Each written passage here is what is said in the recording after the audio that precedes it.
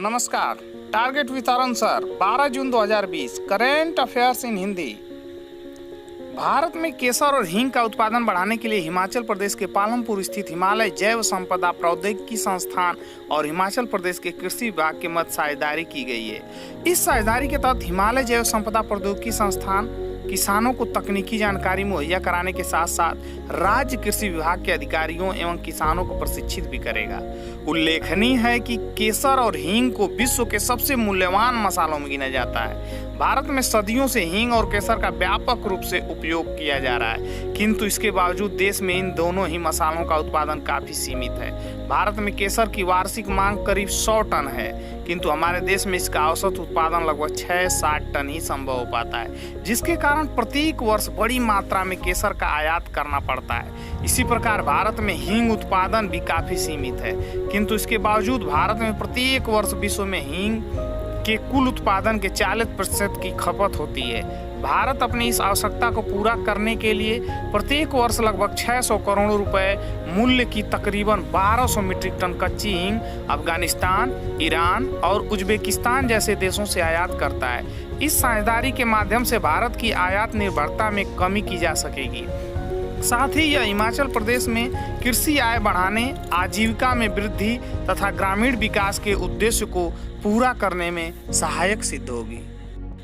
प्रत्येक वर्ष 12 जून को बाल श्रम जैसी क्रूर और बर्बर प्रथा को रेखांकित करने और आम लोगों में इसके विरुद्ध जागरूकता पैदा करने के लिए विश्व बाल श्रम निषेध दिवस world day against child labour का आयोजन किया जाता है।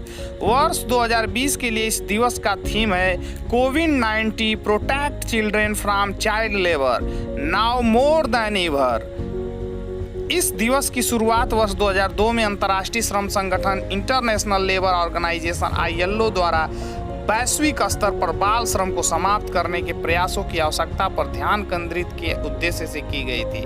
उल्लेखनीय है कि वर्ष 2020 के लिए विश्व बाल श्रम निषेध दिवस का थीम बाल श्रम पर मौजूदा महामारी के प्रभाव को रेखांकित करती है। ध्यातव्य है कि कोरोना वायरस कोविड-19 महामारी के कारण लाखों लोगों का जीवन प्रभावित हुआ है, जिसमें छोटे बच्चे भी शामिल हैं। अंतर्राष्ट्रीय श्रम संगठन ILO के अनुसार विश्व स्तर पर लगभग 152 मिलियन बच्चे ऐसे हैं जो बाल श्रम में लगे हुए हैं, जिनसे 72 मिलियन बच्चों की कार्य स्थिति काफी चिंताजनक है। प्रख्यात भारतीय मूल के अमेरिकी मृदा वैज्ञानिक डॉक्टर रतन लाल को कृषि क्षेत्र में नोबेल पुरस्कार के समान माने जाने वाले प्रतिष्ठित विश्व खाद्य पुरस्कार के लिए चुना गया है। डॉक्टर रतन लाल को यह सम्मान मृदा केंद्रित दृष्टिकोण रखते हुए खाद्य उत्पादन बढ़ाने के उपाय विकसित करने हेतु दिया जा रहा है। उल्लेखनीय है कि डॉक्टर रतन लाल द्वारा विकसित उपायों के माध्यम से न केवल प्राकृतिक संसाधनों का संरक्षण संभव हो पाया है, बल्कि इनसे जलवायु परिवर्तन के प्रभाव को भी कम किया जा सका है। डॉक्टर रतन लाल द्वारा विकसित तकनीक से विश्व भर के करोड़ों किसानों को लाभ हुआ है। डॉक्टर रतन लाल वर्तमान में ओहियो स्टेट यूनिवर्सिटी में प्रोफेसर के तौर पर कार्यरत हैं। गौरतलब है कि डॉक्टर रतन लाल ने कृषि भूमि को उर्वर बनाए रखने की नई तकनीक को बढ़ावा देने के लिए लगभग 4 महाद्वीपों में 50 वर्ष से भी अधिक समय तक कार्य किया है। विश्व खाद्य पुरस्कार वर्ल्ड फूड प्राइज एक अंतर्राष्ट्रीय पुरस्कार है जो कि विश्व में भोजन की गुणवत्ता, मात्रा या उपलब्धता में सुधार करके मानव विकास को बढ़ावा देने वाले व्यक्ति को प्रदान किया जाता है। इस पुरस्कार के तहत विजेता को $2,50,000 अमेरिकी डॉलर की राशि प्रदान की जाती है। विज्ञान और प्रौद्योगिकी विभाग ने सार्वजनिक क्षेत्र की विज्ञान संचार संस्थानों और एजेंसियों के बीच आपसी बातचीत, सहयोग और समन्वय को सुविधाजनक बनाने के लिए ज्वाइंट साइंस कम्युनिकेशन फोरम का गठन किया है। यह फोरम विभिन्न संस्थानों के विज्ञान संचार प्रयासों को एक साथ लाएगा और व्यापक स्तर पर एक आम नीति तथा सर्वोत्तम प्रथाओं को अपनाने में मदद करेगा। इसका लक्ष्य एक राष्ट्रीय विज्ञान संचार की रूपरेखा तैयार करना है।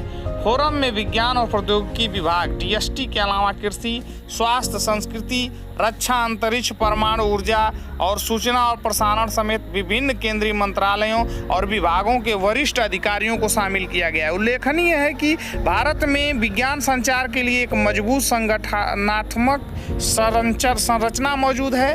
देश में कम से कम 5 राष्ट्रीय संगठन विज्ञान संचार के विकास के लिए कार्य कर रहे हैं। धन्यवाद।